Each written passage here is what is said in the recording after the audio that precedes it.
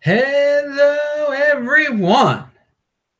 This is ALBERTA, the BitcoinMeister, the DisruptMeister. Welcome to the One Bitcoin Show.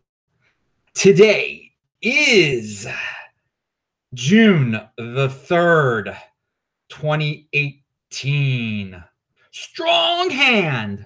Long-term thinking, offended by selling, unconfiscatable. Remember that, because we're going to talk about that in a second. Deferral of gratification.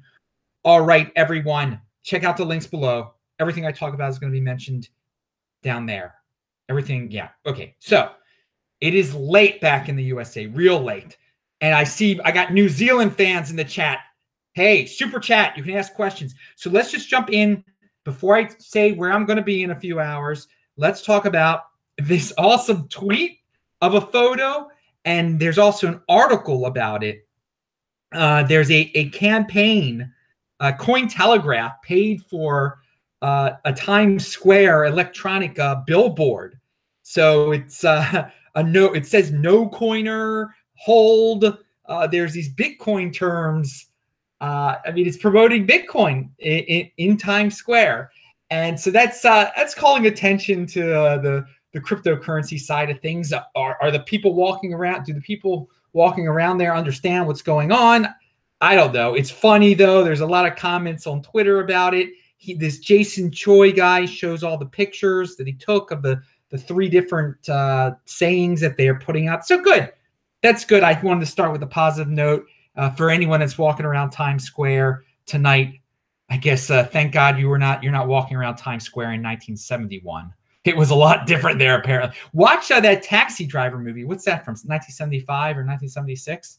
It was New York. Manhattan was nasty. Times Square was a place of nastiness. People were like, "Oh, I looked it back when it was nasty. It's tourist trap now." Well, whatever. Things do change. Things change. And you should see what Sybil Shepherd looked like back in that movie. Pound that like button. I've mentioned that before. Anyway, don't put her on a pedestal, though. So I do want to remind everyone, we were talking about Twitter. Follow me at TechBalt, TechBalt on Twitter. I've been posting a lot of stuff. And BitcoinMeister on Steemit. I'm about to go to Oslo in a few hours. This is my last day in Bergen. It's been a great time. I fell asleep a little early last night, so one half of my face is shaved, and the other half is kind of, I got to shave. I got to take a shower right after this. But hey, man, I got to do this show. So you got ALBERTA with a half-shaven face. Subscribe to the channel. I guess if you like that. Hey, so Oslo, I'm looking forward to meeting Morton out there, a big, a guy who's communicated with me for a while over Twitter, and whoever else wants to hang out in Oslo. I'm only gonna be there. Then I'll be in Florida, in South Florida. We got the event on the 12th on June 12th in South Florida. Link to below. Check it out. You got to come to that meetup in Boca Raton. And obviously, the Bitcoin Rodeo in Alberta on July the 9th and 10th. And then I will be in Red Deer on the 11th to 12th. I'll be in Edmonton for an event. So events all 4 days in a row there in Alberta. And then I'm staying in Edmonton until August the 2nd. So who wants to take me to that CFL game on July 27th? The Edmonton Eskimos. Yeah, I want to see it in person. So let's hang out there.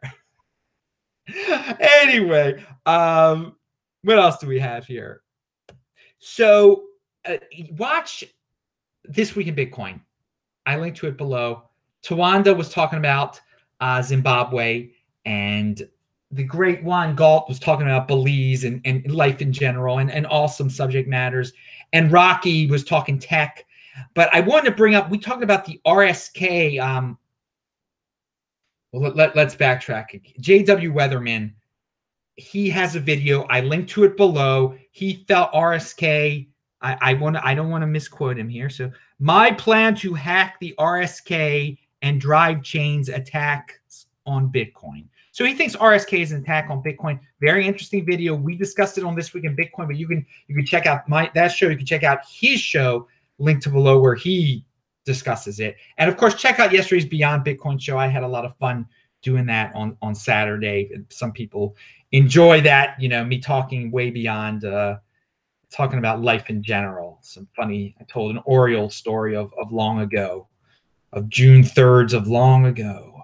So being at Camden Yards puts a big smile on my face. All right, so what else do we have here? Okay, we talked about Oslo.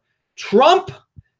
So I don't usually care about politics at all and what Trump does in terms of signing bills and everything. But I found something that he did.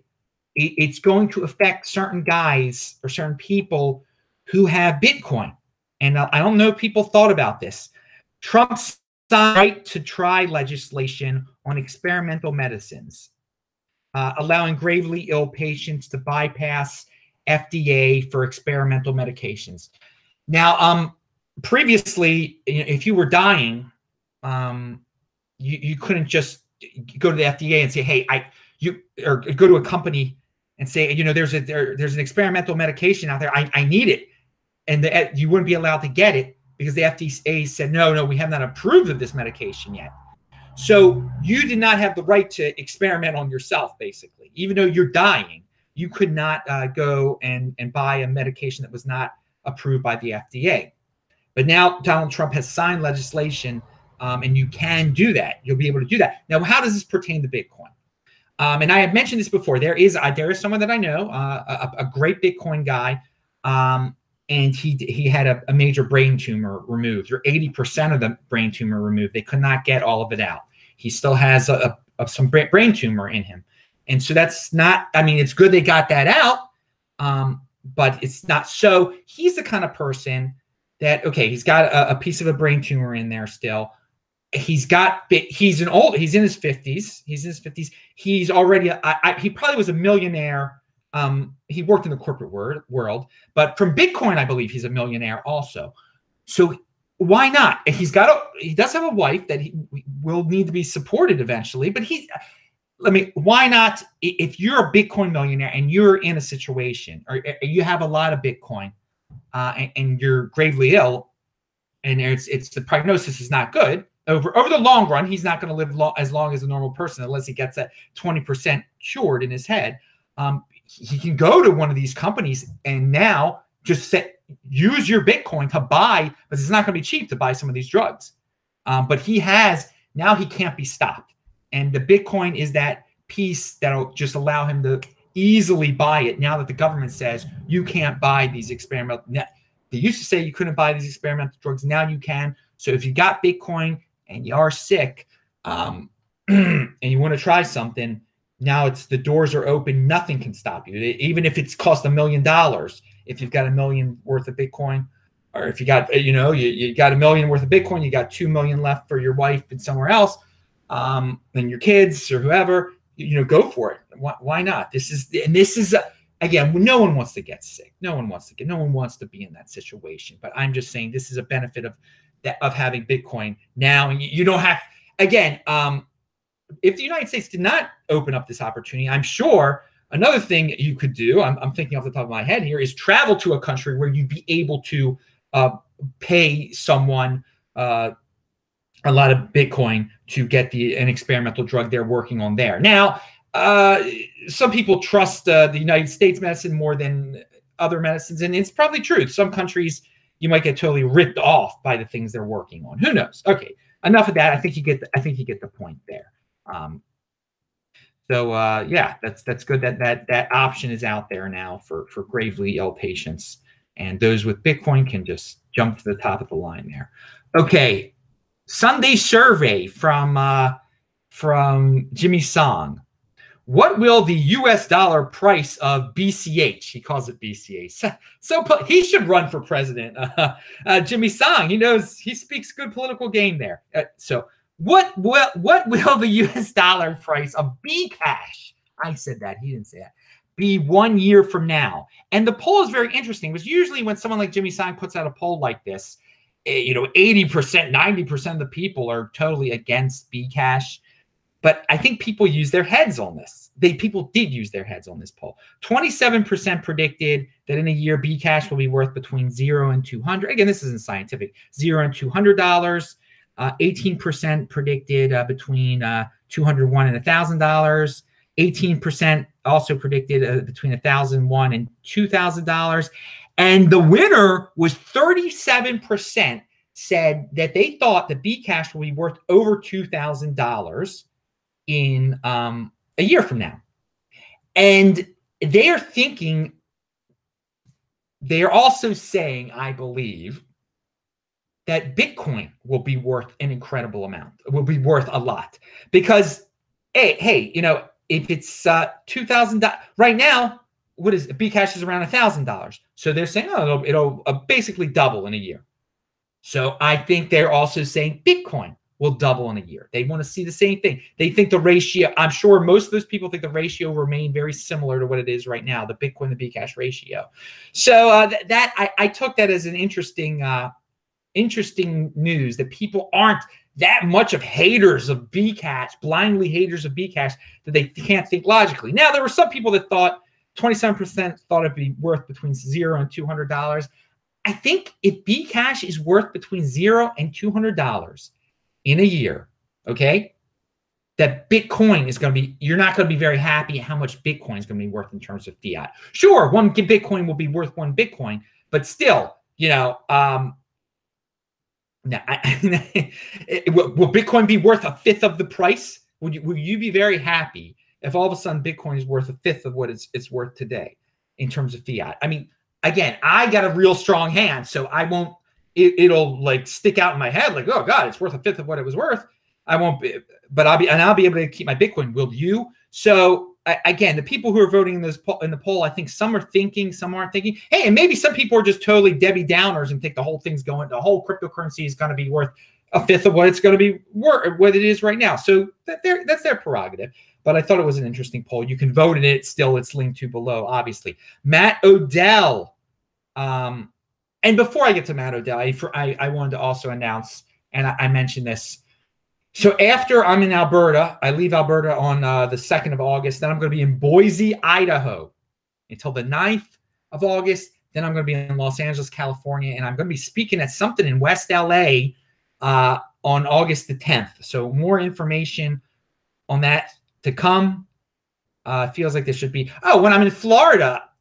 Yeah, I mean, so we'll hang out in South Florida, people, if you want to hang out in South Florida in June. But there's somewhere, and I'm probably going to end up back in Baltimore around July the 4th for like a week. So there's going to be before, I didn't think I was going to make it to Baltimore until Rosh Hashanah. I think I'm going to make a very short trip to Baltimore in July the 4th. Just treating Baltimore like any other city. You know, I visit for a few days and I move on in July. For Rosh Hashanah and Yom Kippur, I'll be around a little bit longer, though. All right, enough ALBERTA travel. Let's get to Matt Odell's tweet, though.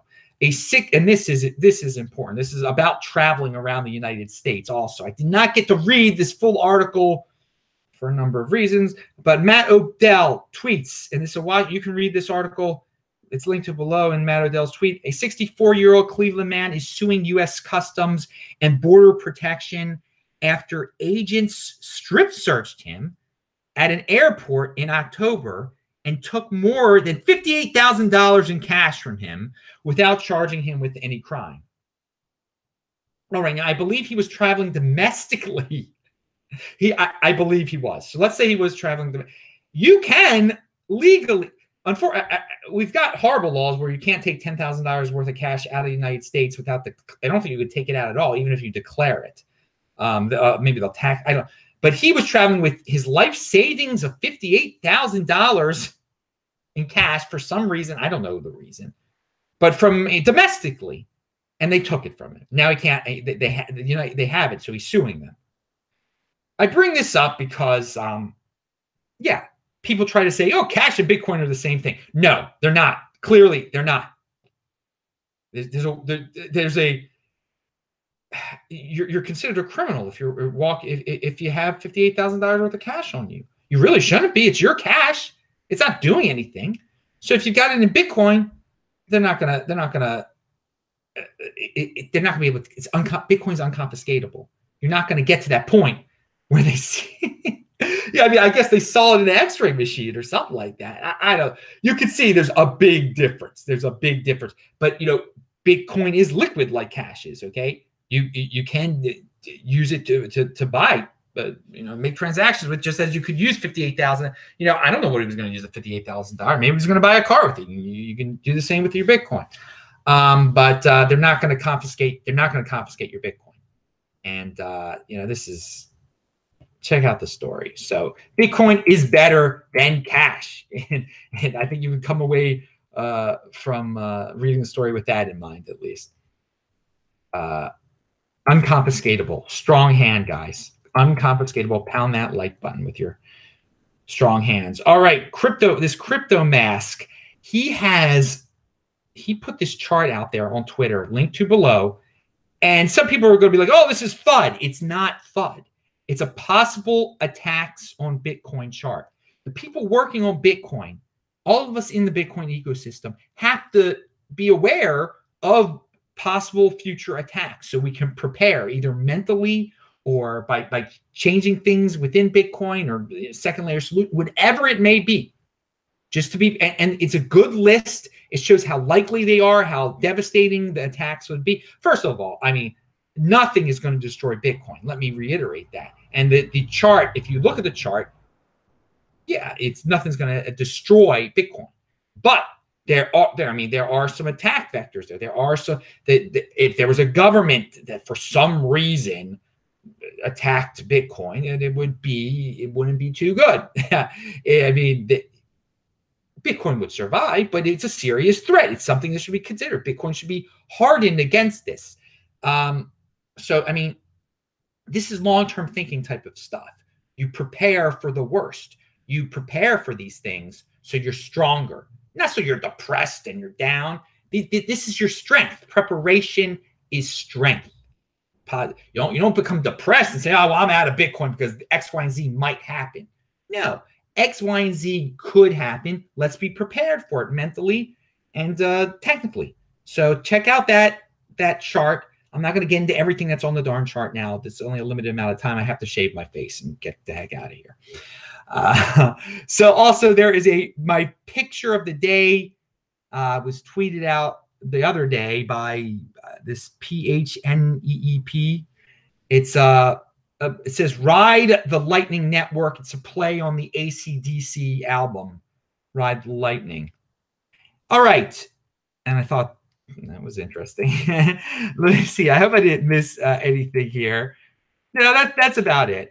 I'm Adam Meister, the Bitcoin Meister, the Disrupt Meister. Remember to subscribe to this channel, like this video, share this video. Check out the notes section below. South Florida people, really mark that event on your calendar, June the 12th, the meetup in Boca Raton. That I got to promote heavily. I got to start because that's coming up. It's almost June the 12th. It's June the 4th. It'll be June the 4th in the United States very soon. All right. See you guys later in the chat right now. Bye-bye.